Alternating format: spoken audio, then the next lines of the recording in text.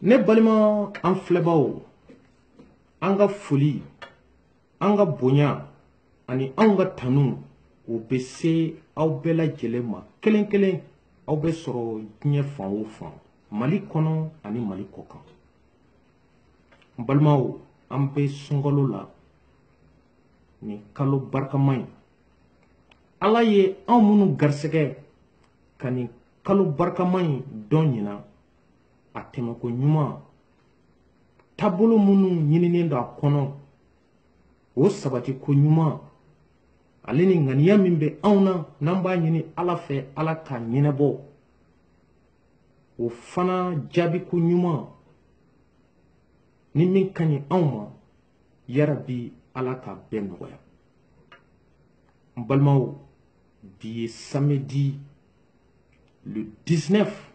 mai 2018 Philadelphie kɔnɔ yan plus précisément il est 8h20 du matin ne Amadou Touré ni tun ye comité CDR min tun sigilen don Philadelphie yan ni ale sigira depuis le 16 avril 2017 15h Philadelphie kɔnɔ yan n ka baara a kɔnɔ comme secrétaire général et porte-parole n ka baara n y'a ɲɔngiri yan nin vidéo in kɔnɔ et c'est officiel. Ne bɔli CDR la tɛ nin waati in na réseau kan bɔnbu de bɛ yen mais ne démissionné kun a tɛmɛna cogo min na kow taara fan min fɛ ani min bɛ fɛ ka dabiri n bɛna don aw la ka bɛɛ ɲɛfɔ aw ye faamuyaliko ɲuman Ala k'o nɔgɔya ne ni aw bɛɛ lajɛlen ye. N balimaw dimanche tɛmɛnen n'o tun ye mai kalo tile 13 2018 15h ni 16h ni ɲɔgɔn cɛ Philadelphie kɔnɔ n tun ye vidéo dɔ bila Facebook kan n hakilina Sumala Sise kan n kumana ni ne yɛrɛ tɔgɔ de vidéo in kɔnɔ o vidéo bilalen o kɛra mankanba ye n tun bɛ jɛkulu min na n'u b'a wele ko CDR o famille kɔnɔ ka daminɛ Bamako ka na Europe ka na Amérique yan nɔ vidéo in bilalen kɔfɛ n ye téléphone appel téléphonique caman sɔrɔ n ye dɔw ta n banna ka dɔw ta n ye dɔ to an bɛ kuma na n y'a tigɛ. Vidéo bilalen kɔfɛ le 14 mai 2018 n'o tun ye tɛnɛndon ye Philadelphie CDR président Mohamed Sila a ye n wele à 7h49 du matin a ko n ma ko sur 1h du matin a ye welewelekan sɔrɔ n'o ye téléphone juru ye ka bɔ New York kɔnɔ Bas fɛ ko Bas ko ne ye vidéo min bila est-ce que a y'a ye a ko ko ale y'a lajɛ ko mais ko ne kumana ni yɛrɛ tɔgɔ de ko Bas ko dɔw ye ale wele New York kɔnɔ ko olu bɛ Philadelphie CDR kɔnɔ yan k'u ma jɛn n'a ye ko donc ko ale bɛna Philadelphie ko CDR bureau filanan k'u bɛna o sigi ko n'a sera k'a bɛ Sila wele ne ni Sila ka o conversation a ye miniti 7 ani seconde 8 de ta n ye Sila bila comme Philadelphie yan CDR kɛn bɛ ka kalifa da minnu kan o tun ye Sila Mamari Mala ani ne yɛrɛ an mɔgɔ 4 ko n'an y'a bila yɔrɔ yɔrɔ ko olu fana y'a bila yen comme Sila ye ne wele ka nin fɔ ne ye ne fana ye Mala wele Mala ko Sila bɔra k'ale wele sisan ka confirmer ne ye a ye min fɔ donc ko Bas ko k'a bɛ nale ko ka na CDR bureau filanan sigi yan mais Bas bɛna don min na Sila m'o fɔ n bɛ Mamari wele n y'a wele a ka téléphone sonnera a ma ta n y'a to yen n tɛmɛna ni n ka baara ye à 10h25 minutes nye mama seder wele New York kono ngo sila in wele sogmadena nga koma ko ko basi ya wele ko kabe na Philadelphia ko do ye complain don seder mamuru yere Philadelphia kono ya ko ne ka video ma juye ko donc kabe na seder bureau flana daele nye mama seder wele à 10h25 minutes sogmada fe ne na ka conversation ay minute nani ani seconde fla ayo deta wo donc le 14 mai 2018 sila ine wele 18h18 wakati akonema ko Amadou ko basi welelike ko anana ko ngata kanga nyoye kabe 65 Woodland sanfɛ ko min bɛ fɛ ka faye ni seramba faye parce que ne de CDR président Philadelphia chogodi a bɛ se ka na ne ka terre kan ka fɔ k'a bɛna bureau filana sigi n bɛ fɛ ka i ni mala aw ka na n b'aw ta comme témoin comme ne tun ma kuma kɔrɔ mamari fɛ n y'a wele n ma se k'a sɔrɔ n seginna k'a wele n y'a sɔrɔ n ye situation f'a ye o y'a sɔrɔ ale t'a kalama ale fana tun bɛ fɛn fɛn na a y'a bila nka ka na n ko sila ko k'a bɛ fɛ ka anw ta comme témoin k'a bɛ taa fɔ yan ye ale ka terre de ye yan ye ale ka dugu de ye ni CDR kungo bɛ yan anw de b'a ɲɛnabɔ yan mɔgɔ wɛrɛ tɛ bɔ yɔrɔ wɛrɛ ko ka n'i da don a la ça c'est de l'ingérence ale bɛ t'o fɔ basi ye an bɛɛ sigilen ɲɛna ko n'a bɛ kɛ min ye a bɛ k'o ye o de kɛra anw takun ye o kɛnɛ kan an taara o kɛnɛ kan an bɛɛ ye ɲɔgɔn sɔrɔ 65 Woodland kan an taara basi bɛ sɔrɔ yɔrɔ min an taara sɔrɔ a n'a terikɛ 3 u sigilen don an mɔgɔ 4 nana ka fara kan donc a kɛra mɔgɔ 7 an y'an sigi min ye weleli kɛ ko video ma diya ye o fana tun ye basi wele ka sila fana wele ka mamari wele k'a fɔ ko ale ye ne wele ko ale ko a bɛ kuma ne fɛ ko ne ye téléphone tigɛ ko o tɛ bonya ye ko ne ka yafa deli a fɛ ko comme o ka kɔrɔ ne ye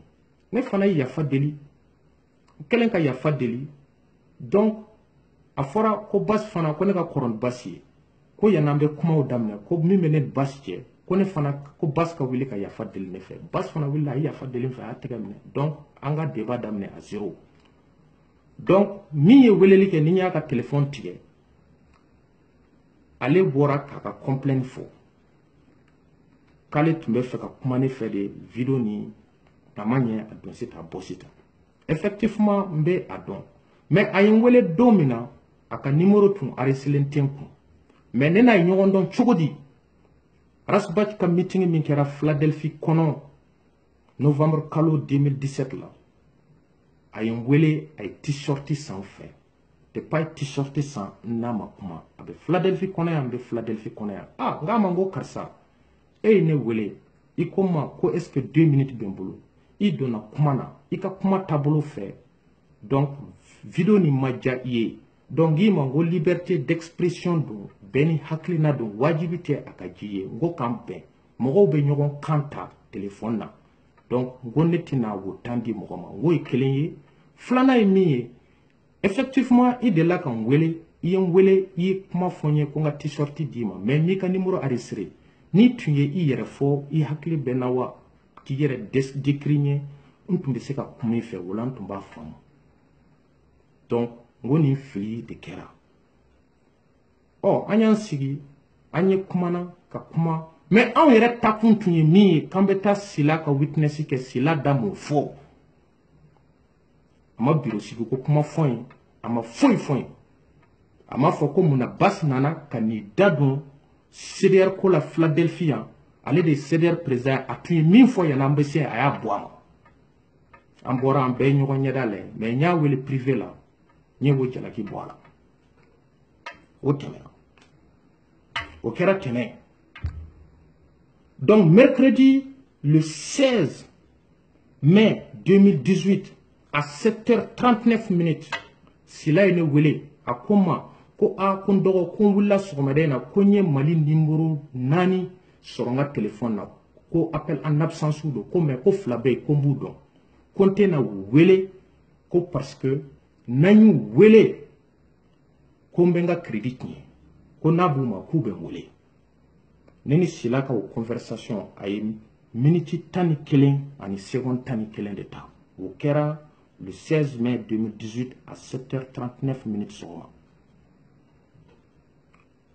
ɔ Sila taara ten donc o don kelen midi 8 Sila ye ne wele o y'a sɔrɔ u bɛ appel conférence appel la non Sila yɛrɛ ma ne wele mais Mala de ye ne wele donc Mala ye ne wele a ye ne don ligne na k'u bɛ conférence call la n'o ye ka kuma téléphone na aw ni ɲɔgɔn cɛ k'ale bɛ yen Sila bɛ yen Mamari bɛ yen n ko ok n donna ligne na Sila ko an dɔgɔ comme n y'a f'i ye cogo min na n wulilen sɔgɔmada fɛ n ye appel d'absence dɔw ye n kun donc Mali numéro dɔ 2 b'a la n bɛ wulu dɔn ko n tilala ka Mamari wele ka ɲɛfɔ Mamari ye Mamari ko n ka wele k'u hakilinata dɔn mun de bɛ yen ɔ ni n y'o kɛ comme ça n b'a dɔn k'a fɔ fɛn bɛ yen ko ale taara aéroport la ale y'i jɔ dɔrɔn ko téléphone numéro weleli donna ale kun ko Rasbach de tun bɛ ligne na ko Rasbach y'ale ɲininka ko karisa ko mun de bɛ aw ka CDR kɔnɔ yen k'ale k'a ma ko foyi tɛ yen ko Rasbach ko ale ka avocat ye vidéo 2 ci ale ma k'ale ye vidéo ninnu lajɛ a ye 5 minutes lajɛ kelen na ka 5 minutes lajɛ filanan la k'o tɛ CDR taabolo ye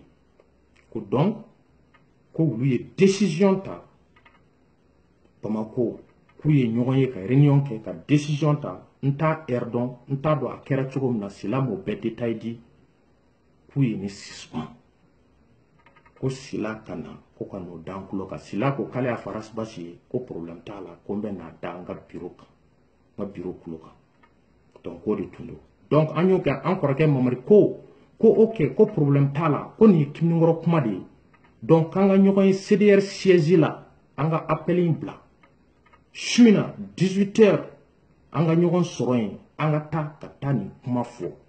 comme tanti Sali tɛ yan comme Rasbach fana y'a fɔ téléphone na Sila ye min reporté ne dɔrɔn ka suspend tɛ dɛ ko ka Salimata Traoré fana suspend Sila y'o de fɔ an mɔgɔ 2 ko nin tɛ CDR taabolo ye ko nin man ɲi CDR ma donc an ye kuma bila yan an ye rendez-vous di ɲɔgɔn ma an ka CDR siège kɔnɔ Philadelphia 18h wagati an bɛɛ ka ɲɔgɔn sɔrɔ mais yan'an ka ɲɔgɔn bila a ɲinina Sila fɛ ko comme tanti Salimata bɛ fo New York de donc a k'a wele a k'a fɔ a ye ale ta bɛ kɛ conférence call ye donc an ka o conversation n'an y'o téléphone conférence call min kɛ a ye 8 minutes 34 secondes de ta an bɔra yen 18h Sila ye ne wele a ko n bɛ min n k'a ma n ko n bɛ ka taa siège la n ko n'a yɔrɔ ma jan a ko ko Mamari bɛ ligne na a y'a k'a bɛna ne fara ligne kan bon o y'a sɔrɔ Mamari bɔra a ko k'ale tun hakili la ko conférence call de don k'o de y'a to ko ale ma ta k'ale ma na siège la ne ko n ko ok ne ni Sila ka o conversation ça pris 2 minutes 3 secondes an y'a bila donc ne taara Mala ta an y'an grand frère Mamari wele an ye ɲɔgɔn sɔrɔ CDR siège kɔnɔ comme Sila tun tɛ yen physiquement tanti Sali fana tun tɛ yen physiquement mɔgɔ minnu tun bɛ physiquement o ye ne Mala ani kɔrɔkɛ Mamari donc mɔgɔ 5 de tun bɛ kuma na 2 tun bɛ téléphone na 3 tun sigilen don donc an ye conférence daminɛ an ye réunion daminɛ 7h15 minutes et la réunion a pris 1h22 minutes donc ne kuma dira tur fɔlɔ ne y'a décidé n ko n bɛ n ka démission arandi yan u ka continuer ni baara ye u ko ne taara conclusion na k'a tɛ kɛ ten ko parce que il y a beaucoup de questions à poser an kumana kumaw bɛ ka taa a bɛ ka segin a tɛ ka bɔ mais an bɛnna min kan yan'an bɛ wuli a yirala k'a fɔ ko n'i bɛ don CDR la ko règlement intérieur foyi tɛ yen ko nin ye CDR taabolo ye ko min bɛ d'i ma Bamakɔ CDR fɛ k'i ka don CDR kɔnɔ o tɛ yen filanan ye min ye ko kow nana cogo min ka weleli kɛ dɔrɔn k'an ye décision ta ko ka karisa suspend tandis que a fɔra Europe kɔnɔ ko nenini bɛ kɛ réseaux sociaux kan ko minnu bɛ yɔrɔ min k'u k'u ta gérer u yɛrɛ ye donc ingérence tɛna bɔ mɔgɔ si la donc o fana o critère bɛ yen ko ni ɲɛmɔgɔ fana bɛ yen n'a y'a ye tɔnden dɔ ye fɛn kɛ a man ɲi a k'a tɔnden wele ou bien mɔgɔ min b'a sanfɛ a k'a wele a jɔrɔnkun ye min ye a haminakun ye min ye kuma min kan ka kɛ min ye kojugu kɛ ka kuma a fɛ ka sɔn hakili la donc k'o ma kɛ a yirala tuguni k'a fɔ ko n kumana ni n tɔgɔ de ye ne en tant que Amadou ma kuma ni CDR tɔgɔ ye Mama CDR fana kumana ni a tɔgɔ de ye donc an bɛ jamana min kɔnɔ liberté d'expression o de ye jamana in kɛ jamana ye o de ye force d'u ka démocratie ma n'a fɔra ko anw de ye sini ɲɛsigi ye an bɛ o fana lakari anw dun bɛ fɛ ka kɛlɛ de kɛ pour que démocratie bɛ se ka sabati cogo min na jamana in kɔnɔ donc ko o man ɲi a bɛ se ka kɛ fili kɛra mais a dilan cogo procédure min bɛ ka na o man ɲi an y'a yira fana k'a fɔ ko coordination tɛ yen k'a fɔ structure de bɛ yen ko ni min kɛra nin k'a kɛ tan nin k'a kɛ tan k'o tɛ yen donc ko comme n kumana Sumayila de kan n'a sɔrɔ n tun kumana Modibo Jara kan Cheikh Modibo Jara kan ou bien Musa Mara kan ou bien fɛn est ce que a tun bɛ kɛ effet kelen ye wa comme CDR ma candidat ta fɔlɔ n'a sɔrɔ CDR tun ye candidat ta ka ne to CDR kɔnɔ n kumana donc a tun bɛ gɛlɛya mais le fait que CDR ma candidat ta fɔlɔ pourquoi u bɛ weleli kɛ ko ne suspendra tandis que CDR dɔw bɛ yen olu ni IRD bɛ baara la main dans main a bɛ kalo bɔ bɛɛ b'a kalama kuma bɛ fɔ yɔrɔ bɛɛ mɔgɔ si tɛ kuma olu ma suspend o tɛ kɛ a yirala fana k'an ye meeting kɛ yan an ka 8 mars une semaine kɛra an bɛ ka lagosi réseaux sociaux kan an ye weleli kɛ ko ka kangari da a ma jɔ mɔgɔ ma suspend donc bamakɔkaw ka décision c'est non recevable Philadelphie kɔnɔ yan ni min bɛ yen u ka lettre sɛbɛn ka ca ma n'u ka concerné min ye an b'u jaabi donc a fɔra ko Sila ka weleli kɛ ko k'a fɔ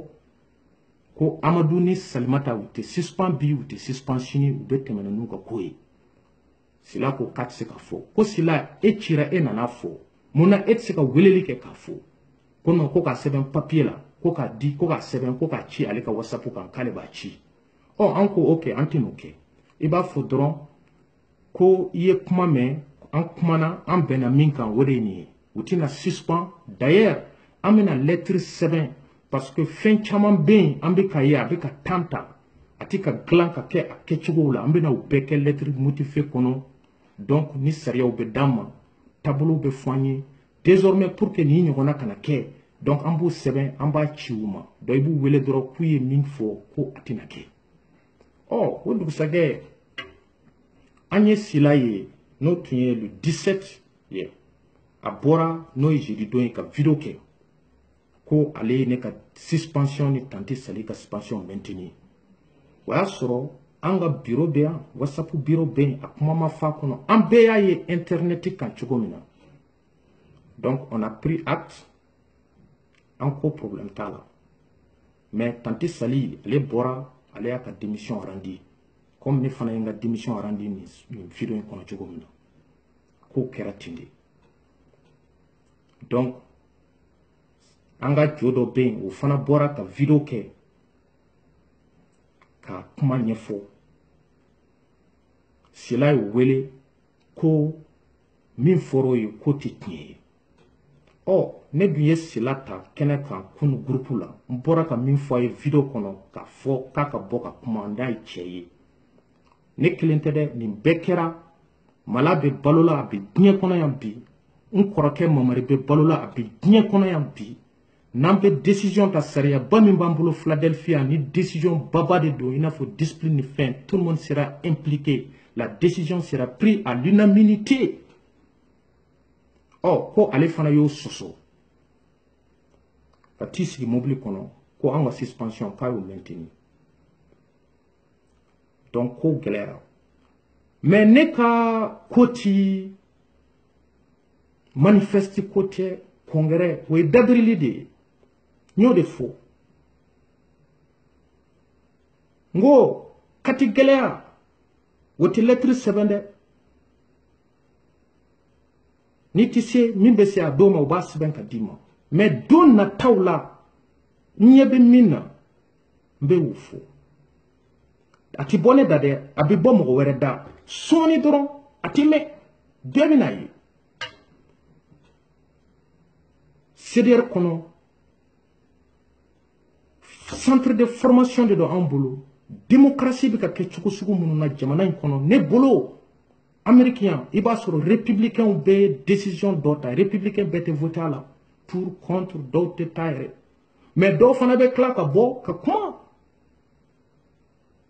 peut-être ale kelen nyebe mena to nyatola o be ba kono mo fanati balika botin réseaux sociaux kan kibe kumati ka soro tabolo were ben ni wulu dayele lenduye mais ne de ko mbe don CDR kono domina a fora de ko Mali sariya ma fonyi mo ti sariya te femina it se ka discipline ko kuma fo mo ye o kenekan it se ka fo ko karsa indiscipliné sariya ma fonyi foi ma fonyi a fora de ko faso oh ni dun donna diɲɛ kɔnɔ fɛn fɛn na i don kun ye min ye i b'o de bila i sanfɛ o ye ne ta ye oh jakisa fana tɛ ko n bɛ to CDR kɔnɔ ko n bɛ n ka fasoko kɛlɛ kɛ kuma sugu bɛɛ bɛ ka fɔ candidat dɔ de tun b'a bolo fɔlɔ la dɛ a don sitan don tɛmɛna yan vidéo bɛ yen ils peuvent témoigner je ne suis pas un indiscipliné Ande sini n'a fora même entamer des procédures démocratiques on yere ni ɲɔgɔn cɛ ka sɔrɔ a ma bɔ kɛnɛma on ti se ka o kɛ n'a fora même ka tabolo dɔw ta n'o ye tabolo ye ka mɔgɔ dilan n'a bɛ fili la ko o k'o fana bɛ anw jɛ ɔ ne bɛ bɛɛ sagola kuma fɔ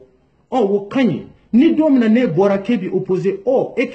kɛra jugu ye ah an fana bɛ ɲɔgɔn ɲininka o tɔn sugu est-ce que avenir bɛ o la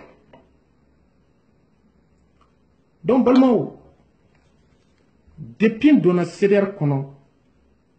ka na bila fo bi la n ni maaw jɛra n ye leçon ta bɛɛ lajɛlen kelen kelen fɛ bɛɛ bɛ yɔrɔ o yɔrɔ n ye leçon ta bɛɛ lajɛlen kelen kelen fɛ n ye bɛɛ hakilinata mɛn n ye bɛɛ faamu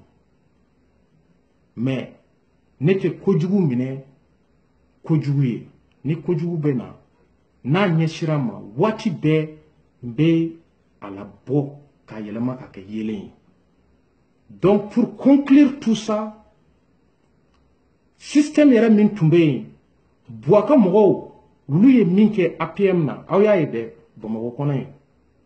ka taa APM membre dɔw ta ka wulu appuyer pour que Mohamed Ali Bachir n'a ka mɔgɔw bɛ ka bin o de tun tentative tun bɛ sen na mais ala barika la an ka CDR kɔnɔ mɔgɔ faamuyalen caman b'a kɔnɔ donc a ma se ka ɲɛ